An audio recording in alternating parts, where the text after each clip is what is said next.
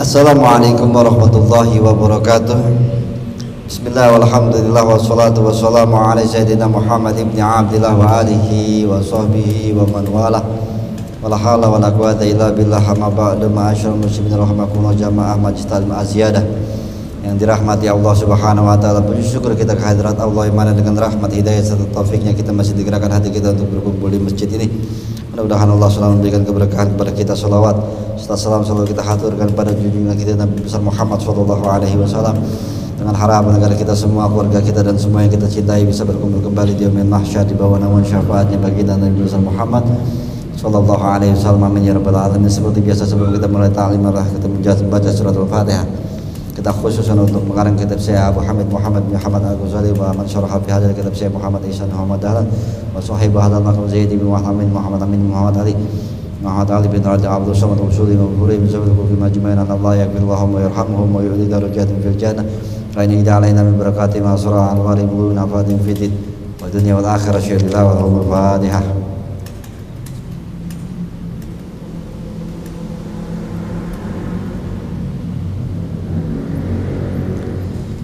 Kita lanjutkan pengajian di dalam kitab Sirajul Talibin halaman 363 yang di atas bait kedua. Ya, kemarin ceritanya tentang masalah ya riya dan ujub, masih di dalam tangga ke-6, yaitu atau rintangan yang ke-6 ini aqobatul sadis, yaitu berupa rintangan dalam beribadah kepada Allah, yaitu ujub dan bangga diri. Ini sangat perkara yang sangat halus ya. Itu jadi semua tangga-tangga sebelumnya ataupun rintangan-rintangan sebelumnya yang sampai 5 itu nggak akan pernah berhasil kalau kita nggak lulus di dalam tangga yang ini, yaitu tangga ujub dan riya. Dikatakan di sini kata Imam Ghazali, annal amro daqiqun jiddan, itu masalahnya sangat halus permasalahan. Tipu dayanya juga hebat kedua. Ketiga, resikonya sangat besar. Nah, kemarin udah sampai bahwa perkara ujub dan bangga diri riya itu sangat halus. Dan sekarang yang kedua, yaitu amma asyiddatul ghabni, ya, penuh dengan tipu daya. Jadi kita harus memfokuskan bab ini, tangga ini ataupun rintangan yang ke-6 ini, yaitu bab rintangan tentang ujub dan juga riya, karena ini perkara yang sangat halus. Nah, kemarin udah dijelasin tentang masalah yang halus ya. Salah satu contoh cerita tentang orang yang baca surat Toha, ya, ada keinginan dia didengar orang aja itu langsung kehapus pahalanya gitu. Nah, yang sekarang yang kedua itu makanya sangat halus perkara ini, riya ini. Kita bisa nggak sadar kalau ternyata kerjaan kita nggak ada hasilnya gitu. Yang kedua adalah amma siddatul ghabni, gitu. Tipuannya, penipuan daripada bangga diri dan riya ini sangat halus, sangat hebat tipuannya. Fali'anna riya wal ujuba, gitu ya, itu ya. A'udzubillahi minasyaitonir rajim. Bismillahirrahmanirrahim. Qala Imam Al-Mu'allif rahimahullah wa nafa'ana bi barakatihi min fid dharain amin. Wa amma syiddatul ghabni fali'anna riya'a wal ujuba afatun azimatun taqa'u fi lahzah.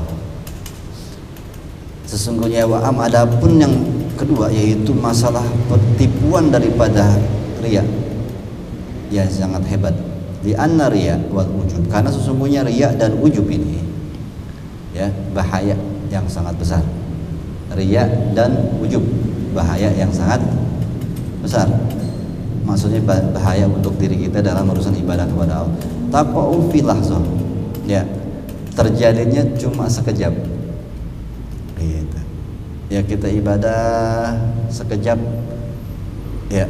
Ini kan misalnya kita sembahyang malam-malam tahajud tuh, baca Quran gitu, itu kadang sejam, hujannya lama tuh sampai azan subuh. Ya, tahu pagi kita bilang capek banget, gue semalam habis tahajud, sekejap langsung hilang semua tuh. Yang semalaman sejam, bayangin deh, ngeri ya.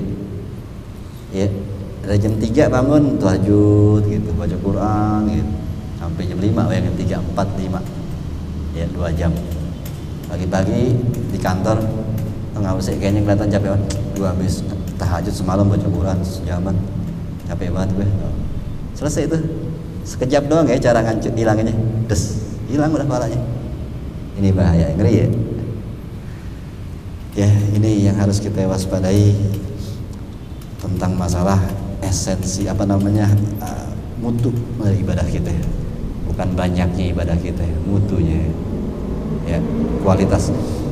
Baru bama tufsidu alaika ibadata sab'ina sana, atau ini bahkan dikatakan boleh jadi ya akan menghancurkan riya dan bangga diri ini ya, bisa menghancurkan atas dirimu ibadahmu yang selama 70 tahun.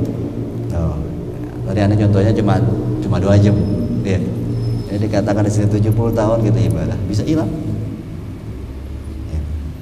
Ini makanya ya tingkatan tangga yang paling harus direnungi gitu.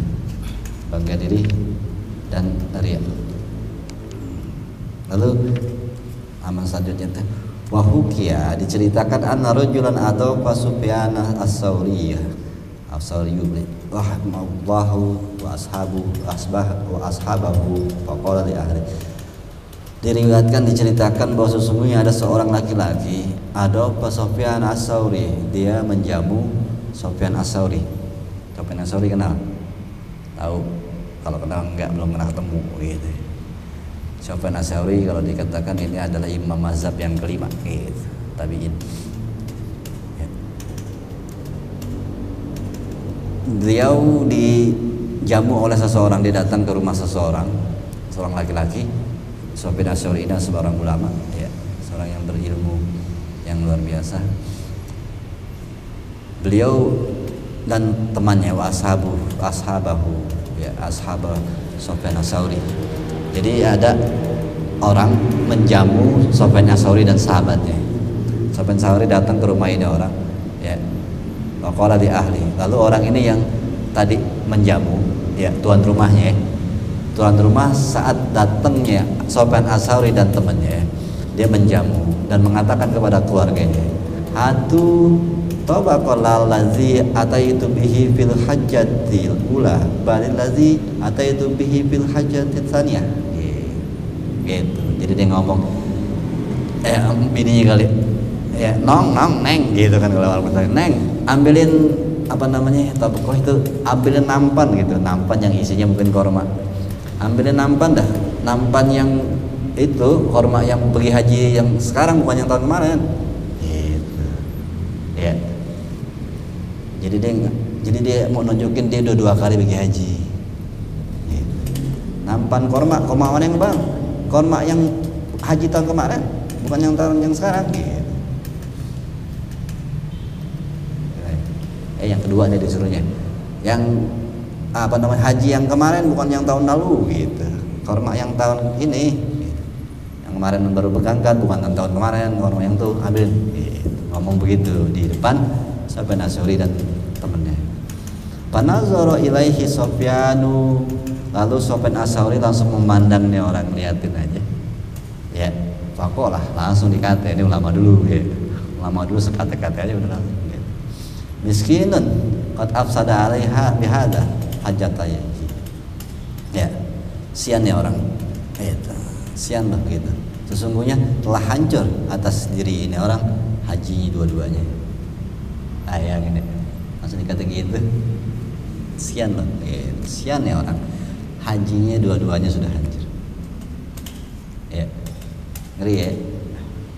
Capek kan tuh haji udah mahal ya, capek, kerjaan capek kan haji, terus cuma gara-gara sekejap ya ngomong begitu doang, kerjain haji kan sampai 40 hari berangkat ke sono, panas-panasan segala macam, duitnya keluar banyak, habis cuma hilang cuma gara-gara apa? Omongan nggak lama itu omongannya, hitungan detik itu omongan. Ambilin tuh korma yang haji tahun ini, jangan yang tahun kemarin. Segitu tuh, nggak ada semenit itu omongan. Ya ngeri ya. Ini harus kita renungin, jaga, jangan ibadah tuh harus berusaha jauhi hal-hal yang gitu. Wajuhun akharu fil goben gitu. Ya. tadi ceritanya sampai situ. Dan dari sisi lain tentang masalah tipu dayanya ini yang luar biasa. Kenapa itu dikatakan tipu daya? Ya, hitungannya kita nggak sadar bahwa kita sudah riya. Ya, karena memang panggilan hawa nafsu untuk menyontohkan ataupun memberikan kabar kepada orang itu sangat tinggi. Ya. Apalagi yang datang orang yang kita anggap, pokoknya pengen kasih tahu aja. Itu ternyata kita tertipu dengan itu. Wah, itu cuma tipuan setan untuk menghancurkan ibadah kita semua. Ya, wajhun akhar, ada sisi lain lagi. Ini mana nih? Wabihi sanian. Oh, di dalamnya ada nih. Sebentar tuh. Ujati cai. Ya, melarat atau hina, kesian ini orang, hajinya dua-duanya hancur. Itu di dalamnya ada wadzalika li anna hadzal miskinu yaqulu ma dzukira farajahan wa sururan. Ya. Karena seseorang ini yang miskin tadi itu orang yang dikatakan melarat, celaka, ya sengsara, kesian, karena dia ngomong tentang nyebut hajinya itu karena ada perasaan bangga diri, senang, ya pengen nunjukin bitlai Sofyan, karena adanya Sofyan Asuri itu maksudnya, ya. Jadi hati yang dibaca. Kalau kita nggak niat ke situ kan, enggak. Ya, ini karena ada pancingannya apa? Emang dia pengen nyenengin dirinya, dia pengen nunjukin di depan Sofyan Asuri karena seorang ulama datang. Itu udah kebaca sama Sofyan Asuri. Ya, wasabah ala hajatihi ma'rifatihim bidzalik. Ya. Itu agar haji itu bisa diketahui. Jadi kesannya emang pengen ngasih tahu kalau gue tuh udah 2 kali pergi haji gitu, secara nggak langsung. Itu nggak secara langsung tuh ya. Ya, gimana yang langsung? Ente tahu gak? Aneh pergi haji udah 2 kali tuh. Kayak gitu gimana? Ya kan? Ini tuh nggak secara langsung loh. Cuma ambilin yang korma yang ini haji bukan tahun kemarin tuh. Sebenarnya kan nggak langsung deh. Cuma pengen niatnya sampai Asuri tahu dia udah pergi haji 2 kali. Nah kalau kita ya pikir ya pergi haji 3 kali Kang Bubur, itu ngasih tahu nih gue udah 3 kali pergi haji gitu. Ya, itu kan wallahu alam dah itu, udah selesai dah itu. Fahadha sururu ya dulu ala riya. Senangnya ini adalah riya ini menunjukkan keriaan. Jadi saat dia menceritakan ataupun memberitahu atau membuat Sofyan Asori tahu, dia senang kalau Sofyan Asori tahu dia pergi haji udah 2 kali. Itu jadi katakan riya. Bayangin tuh, ya. Tujuan dia senang aja kalau ada ulama tahu. Nah itu sebenarnya riya. Ya. Kita aneh tahajud semalam guru gitu. Kapan tuh ngomong begitu biar guru lu tahu dan lu senang kalau guru lu tahu. Itu dia. Ini kan dia senang kalau Sofyan Asori tahu kalau dia udah 2 kali pergi haji. Senang gitu, bangga kan jatuhnya. Ya, Sofyan Asori tahu berarti gue orang benar, gue sampai 2 kali pergi haji gitu. Ya, itu merasa senang ya, menunjukkan keriaan. Senang pengen diketahui sama orang. Ya. Ala riya'in khafiyin minhu walaula iltifatil qalbi lanas lima zahara rasuluhu inda ma'rifatin nas. Ya, kalau bukan karena perhatian hatinya kepada manusia, nggak mungkin dia bahagia kalau orang tahu. Paham nggak? Kalau hatinya memang hati itu nggak pengen perhatian manusia, hatinya itu nggak pengen diperhatiin manusia, keinginan hatinya nggak pengen diperhatiin manusia. Kalau begitu pastinya kalau orang tahu pun dia biasa aja. Paham nggak? Ini kok orang tahu dia senang, berarti hatinya memang mengharapkan orang tahu. Ditebaknya begitu sama ulama. Ya, kalau hatinya nggak mengharap perhatian manusia, pastinya pas orang tahu dia biasa aja. Ya, bisa jadi kalau emang hatinya tidak ada keinginan orang tahu. Dia kalau yang tahun ini bukan yang tahun kemarin, nggak buluk yang tahun kemarin gitu. Dia nggak ada niatan, makanya bisa jadi nggak riya. Karena emang dia nggak ada kepikiran biar sopan asori tahu, nggak ada urusannya, dia nggak kepikir ke situ. Itu kalau dibilang perhatian hatinya nggak kepengen manusia tahu. Makanya kalau misalnya ngomong begitu sekalipun nggak akan riya, karena dia nggak kepikir ngomong begitu biar ketahuan bahwa gue pergi haji 2 kali, nggak kepikir ke situ, emang mikirin kormanya doang. Tetapi kalau memang perhatiannya emang pengen orang tahu, nah ini yang dikatakan saat orang tahu kan kita senang. Nah ini kita harus renungin ya. Contoh kalau kita kan udah pasti ya kebiasaan riya kita sama cewek ya. Cewek jadi pacar kayak ada bini kayak, apalagi jadi pacar ya, apa yang kita kerjain dan dia tahu kita senang, kita kan selalu ria sama cewek kan gitu. Kalau nggak ria ntar lo nggak jadian gitu. Ya itu kayak gitu kan ya, pengen nunjukin ya, pengen kelihatan gitu, jadi bayang jamaah yuk gitu, andi lagu-laguan ya, udah gitu. Jadi Imam Allah Akbar Bismillahirrahmanirrahim itu bacanya dikeren-kerenin biar apa? Biar ceweknya tahu, dan dia seneng kalau ceweknya tahu dia bisa agama. Tuh, itu ria. Ya. Acaranya begitu gimana? Ya bisa jadi kalau emang bukan karena itu. Perhatian hati bukan karena pengen dipandang perempuan. Justru nanti cintanya lebih dalam ke kita. Gitu. Karena kita bukan pengen dilihat dia, tapi emang murni udah emang gue begini gitu. Ya, tapi pada umumnya ya PDKT itu begitu ya, memperlihatkan sesuatu yang ada di diri kita untuk dia tahu, karena dia tahu gue senang ya. Itu ria ya. Kalau bocorat kan nggak pakai ria lagi, apapun yang dikerjain Mugi udah tahu gitu. Walaupun Mugi nggak pakai lihat, nggak ada lihatnya pakai hati langsung gitu. Jadi mainannya hati deh. Itu lain lah, kita kan nyampe ilmunya gitu. Ya itu apa tuh tadi ya, itu pokoknya hati mengharapkan manusia tahu ya. Biasanya kalau orang tahu senang, nah itu keriaan ya. Wa idlaihi ya, ma'rifatin nasi wa idlaihim falaqad kana riya ya, perhatian manusia pengen. Dan sesungguhnya adalah riya itu mustaqinan ya, apa namanya, membunuh gitu, apil qalbi istikanan nar itu. Jadi di hati itu seperti bara api gitu, fil hajar fa azhara minhu itla'ul khalq asar surur gitu ya. Jadi yang namanya harapan ingin orang tahu itu kayaknya kebakar di hati.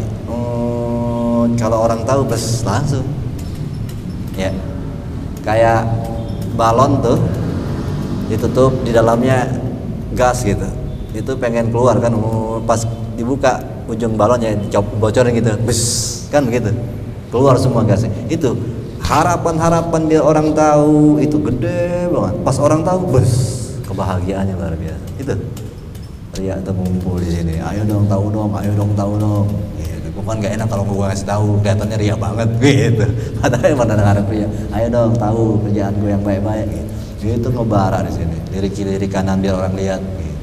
Pas orang bilang hebat banget ibadah lo ya, bus. Nah itu senangnya minta ampun, karena itu yang diharapkan.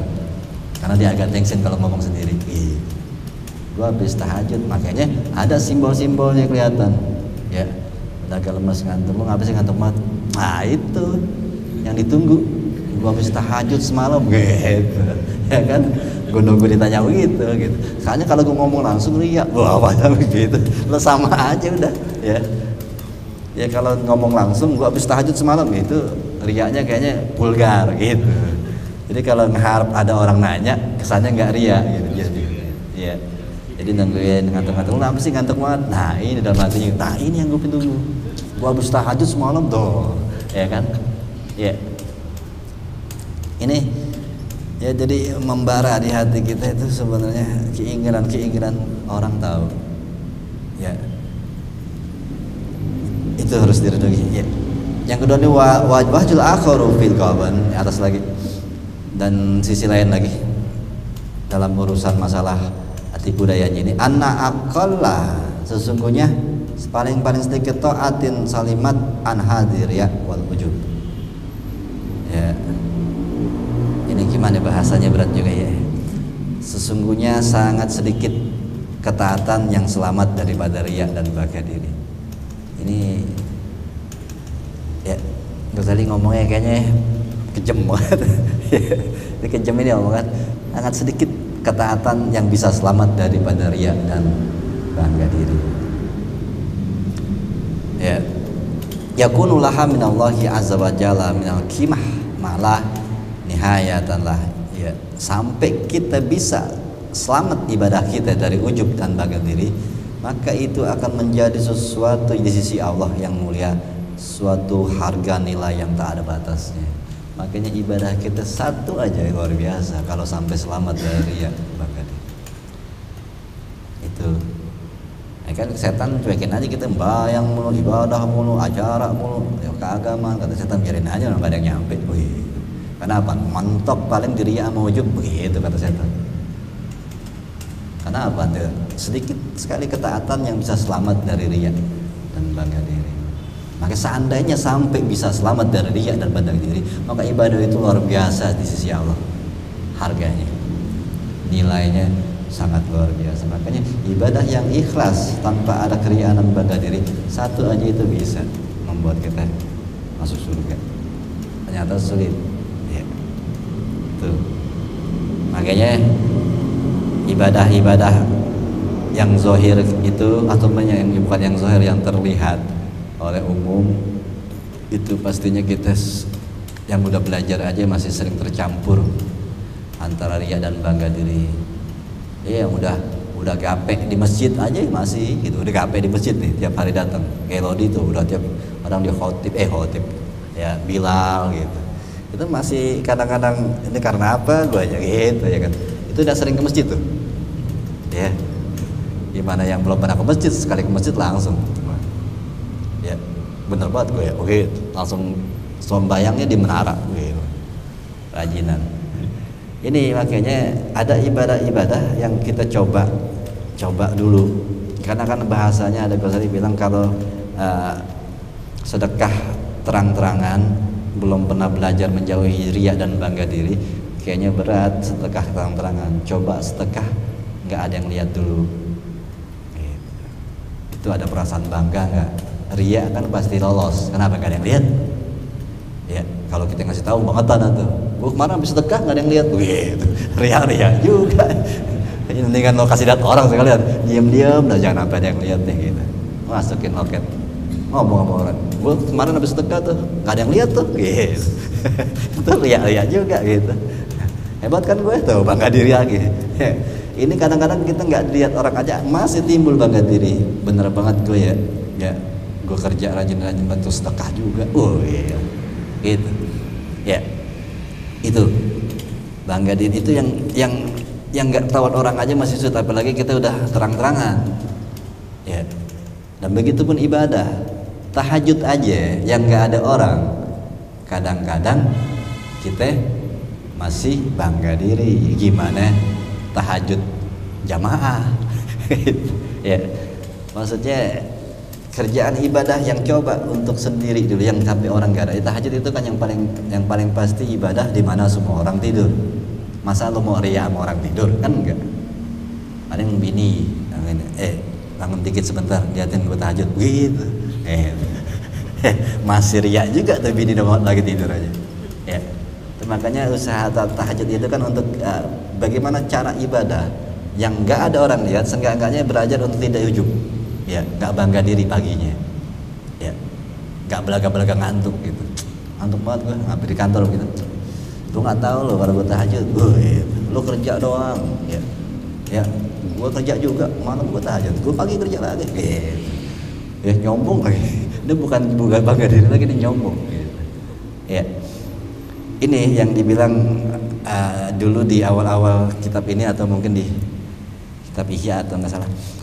Ulama yang mengatakan, ada beberapa ulama yang mengatakan saya berusaha menyembunyikan, itu yang dibilang ikhlas, jauh dari riya dan bangga diri, menyembunyikan kebaikan saya seperti orang menyembunyikan keburukan. Nah, sulit ya gitu ya. Kita kan kalau keburukan kita gimana ya caranya orang nggak tahu. Itu ada ulama mengatakan definisi ikhlas begitu, menyembunyikan kebaikan seperti orang-orang menyembunyikan keburukan. Ya, bisa nggak itu? Makanya paling banter tuh tahajud, karena memang nggak ada yang lihat.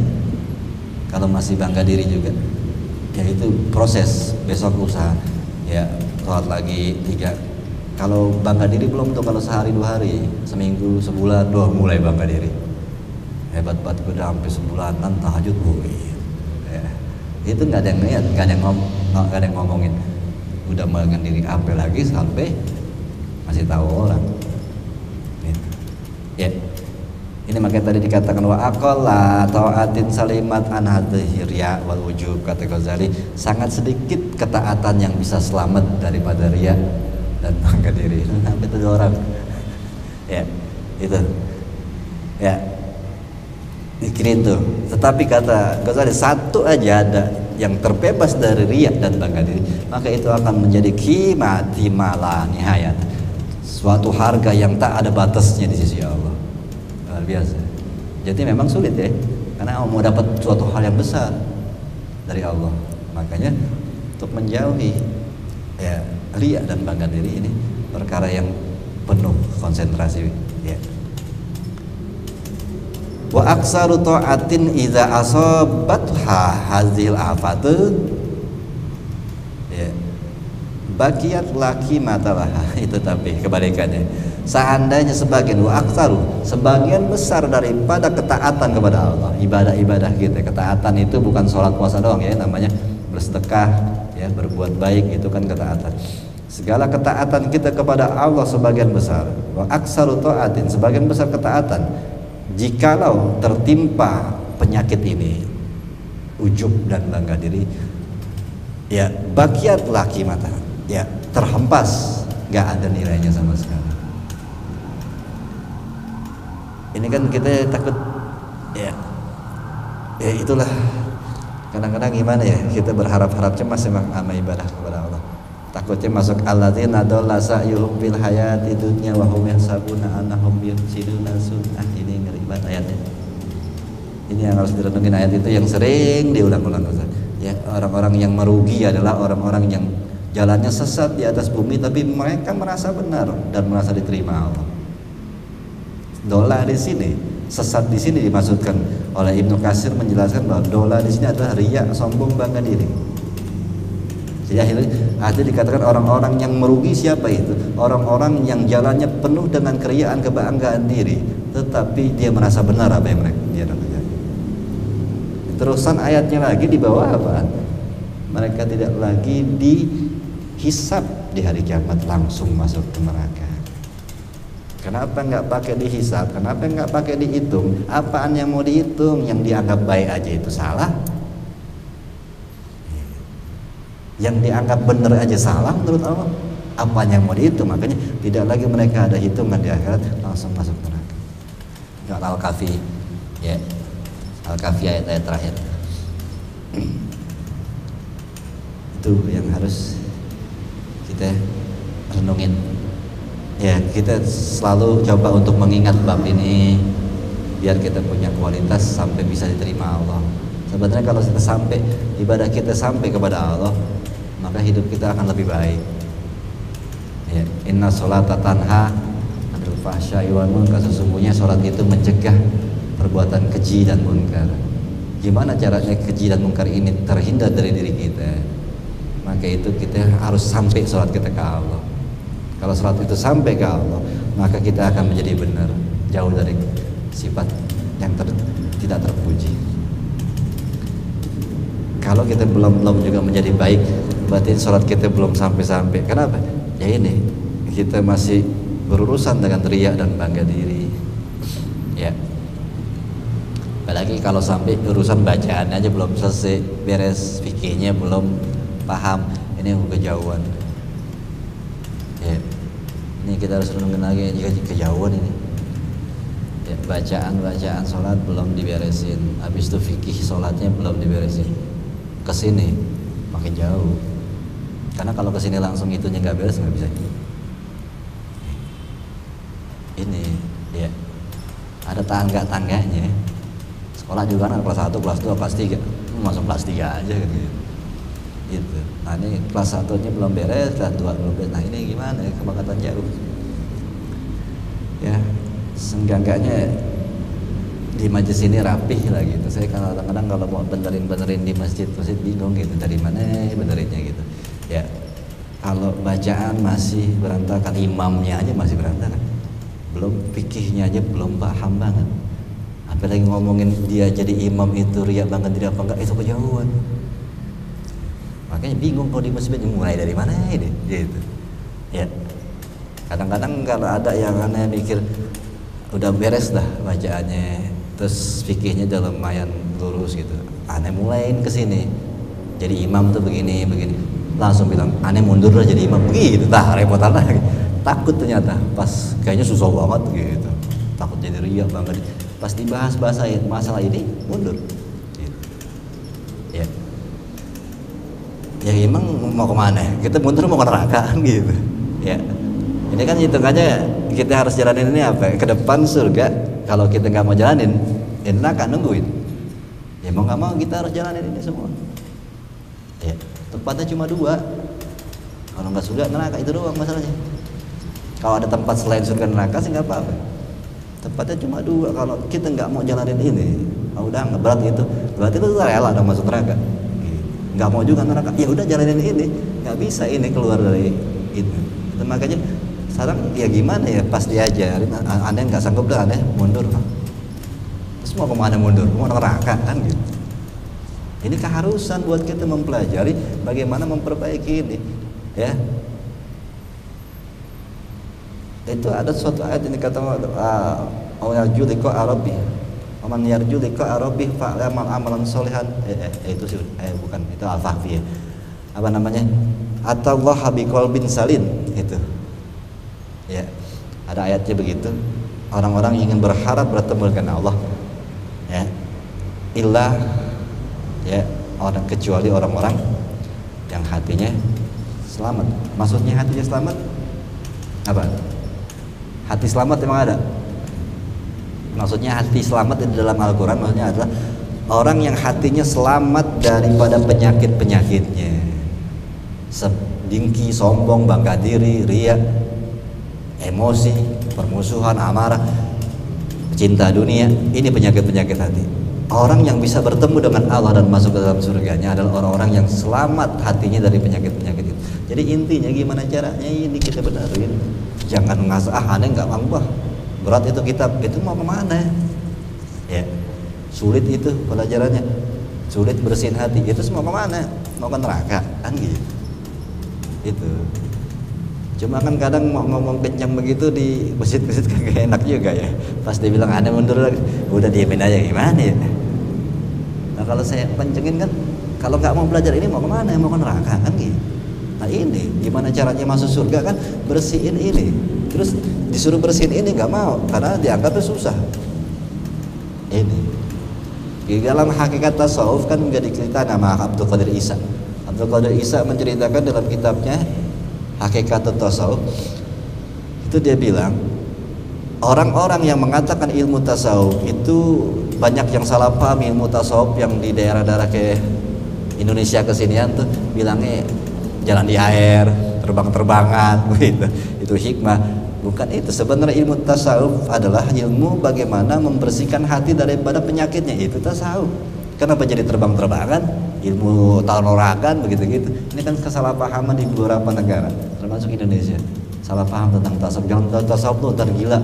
Ya iyalah, belajar wirid-wirid begitu bisa jadi gila gitu. Tasawuf adalah bagaimana memperbaiki hati daripada penyakit-penyakitnya. Dan ini wajib karena ada ayatnya. Gitu. Wajib. Gitu. Apa namanya? Innallaha yaharim ma zahara wa baton. Sesungguhnya Allah mengharamkan sesuatu yang zahir ataupun yang batin. Jadi membunuh itu haram. Ya. hasud juga haram. Jadi syariat kata beliau ada dua, ada syariat zahir, ada syariat batin. Syariat zahir, syariat itu adalah aturan tata cara undang-undang yang dibuat Allah untuk manusia, itu syariat. Ternyata tata cara undang-undang aturan hidup buat manusia dibikin syariat, ada syariat zahir, ada syariat batin. Syariat zahir berupa larangan dan juga perintah. Larangannya apaan? Ya, jangan berzina, jangan mencuri, jangan membunuh. Ya, itu syariat zahir, larangannya. Perintahnya sholat 5 waktu, pergi haji, terus puasa Ramadan, itu bayar zakat, itu perintah zahirnya. Nah, syariat batin juga ada dua, ada perintah, ada larangan. Perintahnya tawakal sama Allah, beriman kepada Allah, ya, meyakini Allah sebagai Tuhan, yakin ada surga, ada neraka. Gitu. Larangannya jangan hasud, dengki, sombong, bangga diri. Dan beliau mengatakan, jadi kesimpulannya, berzina, membunuh sama beratnya dengan dengki dan ghibah. Ini harus kita renungi. Kalau kita bunuh, kalau zina kayaknya hina banget. Ghibah tiap hari kayaknya nggak hina ya. Padahal sama-sama. Ini yang harus, dan beliau juga mengatakan, menyambungi masalah tadi, beliau mengatakan bahwa kenapa orang mengatakan berat belajar tasawuf atau berat memperbaiki hati, padahal ini jadi syariat kita. Ini sebenarnya bukan pelajaran ini berat, kelemahan orang itu untuk mempelajari ini. Saya contohkan kata dia gitu. Kalau syariat ini mengajarkan sholat 5 waktu, lalu dia mengatakan berat 5 waktu, 3 aja boleh nggak? Sesungguhnya ini bukan karena ajaran ini berat, karena orang itu tidak mampu.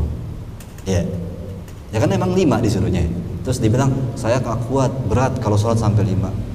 Ini kan bukti bahwa bukan syariatnya yang berat, tetapi dianya yang lemah.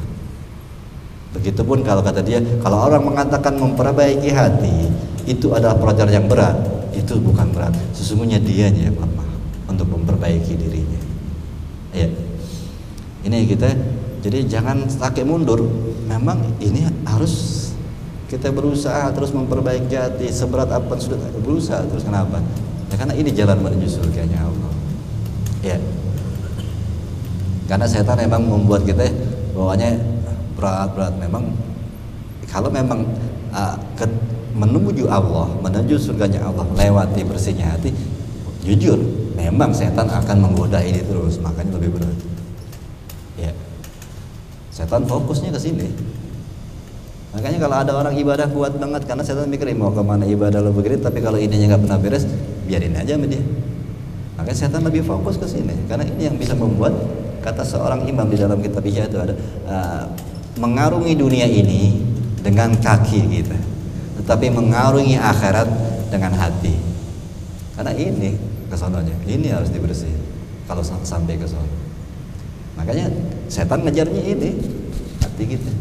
Makanya ya dia bertengger di situ, ya visudurinas, ya di dada kita itu bertengger setan. Karena dia tahu di sini tempatnya. Ya, banyaklah sudah yang kita pernah pahamin tentang segumpal daging, kata Nabi. Kalau ini beres, beres semua. Kalau ini nggak beres, ya nggak beres semuanya. Hidup kita apa itu? Bahwa kolbu, hati.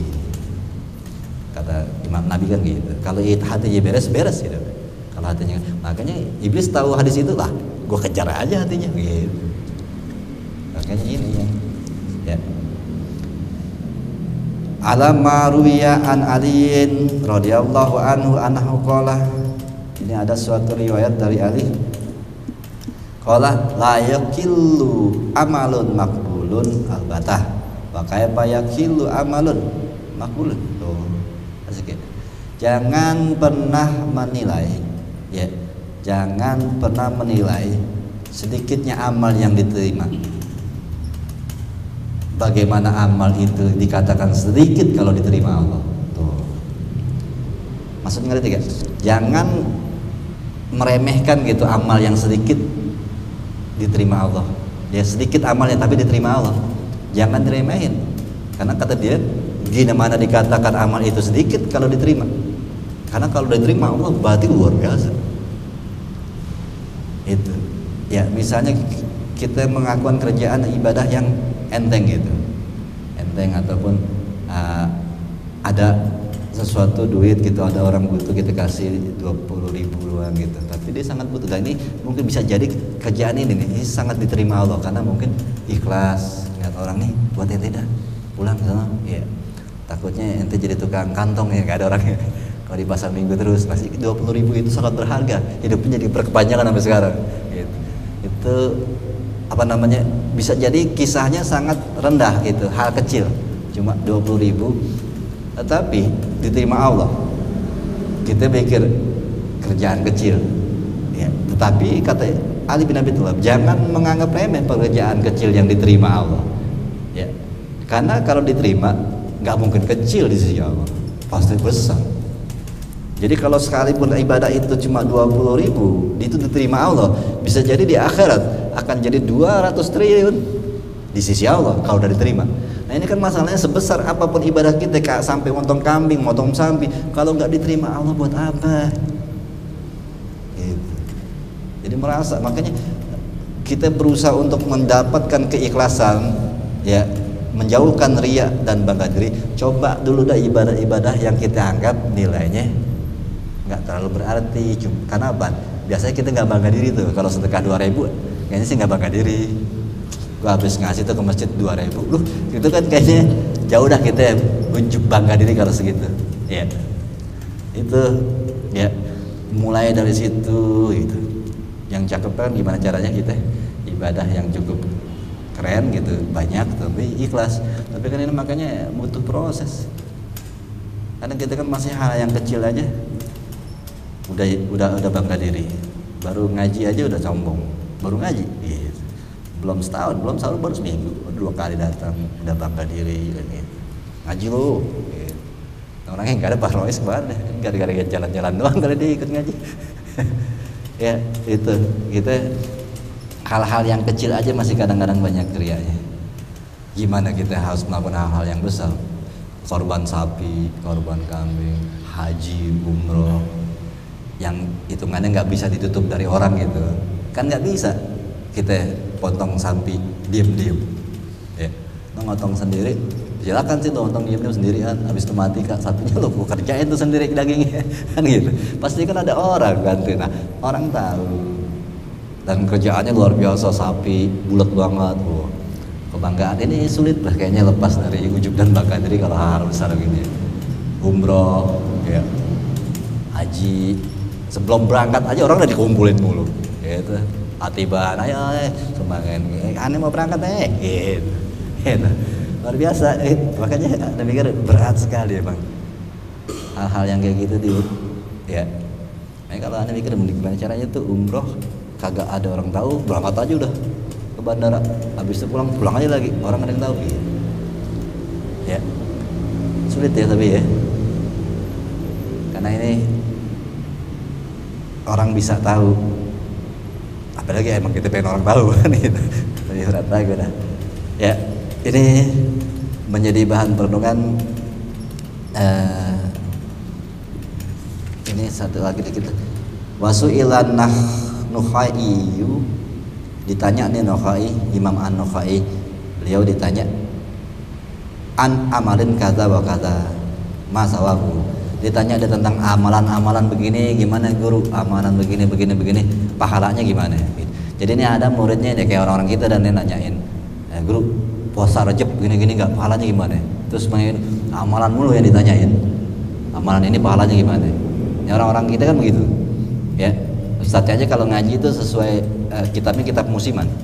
Kalau lagi musim Rajab ganti kitab Rajab, kalau musim Ramadan kitab Ramadan begitu ya. Makanya jadi amalan-amalan mulu yang dicari, amalan ibadah. Nah ini orang nanya gitu, amalan ini pahalanya apa? Qala idza qubila la yuhsa thawabu. Kata dia cuma bilang, ya pahalanya ini lo nggak usah pikirin pahalanya. Kalau diterima Allah gede pahalanya, udah pikirin diterimanya aja gitu. Ya. Kalau amalan ini kayaknya gedean pahalanya buru gitu. Amalnya aja dah nih. Amalannya gimana guru? Wah, itu nanyanya. Langsung dijawab. Jangan mikirin gede amalan itu pahalanya. Jalanin aja, kalau diterima udah pasti gede. Pikirin gimana caranya diterima Allah. Ini kalau masalah ibadah tuh gimana caranya diterima Allah. Ini semua ya. Coba tadi nih di bab ini, di tangga ini ataupun di rintangan ini kita harus memfokuskan pada masalah ujub dan ria. Ini yang tadi Ghazali bilang, sangat sedikit ibadah ataupun ketaatan kita kepada Allah yang bisa selamat dari ria dan bangga diri. Nah, ini yang harus kita renungin dan kita harus coba terus introspeksi diri, try and error, berusaha. Ya, emang nggak ada orang yang lahir langsung bisa lari, ya jalan, rangkak. Ini coba terus berusaha untuk menjauhkan ria, ujub. Coba terus sampai akhir insya Allah di umur 40, 50 kita bisa terhindar gitu. Ya. Ya sampai sini aja insyaallah ada manfaatnya. Ya itu lebih hadratin Nabi syuhudillah. Al-Fatihah. A'udzubillahi minasyaitonir rajim. Bismillahirrahmanirrahim. Alhamdulillahirabbil alamin. Ar-Rahmanir-Rahim. Maliki yaumiddin. Iyyaka nasta'in ihdinas siratal mustaqim. Shiratal ladzina an'amta 'alaihim ghairil maghdubi 'alaihim waladdallin. Rabbana innaka hamdan ya arhamar rahimin arhamna wa walidina wanfa'na bima 'allamtana wa 'allimna ma yanfa'una rabbi zidna ilma warzuqna fahma bi rahmatikal wasi'ah ya arhamar rahimin Muhammadin wa alihi wa sahbihi alhamdulillahirabbil alamin. Assalamualaikum warahmatullahi wabarakatuh.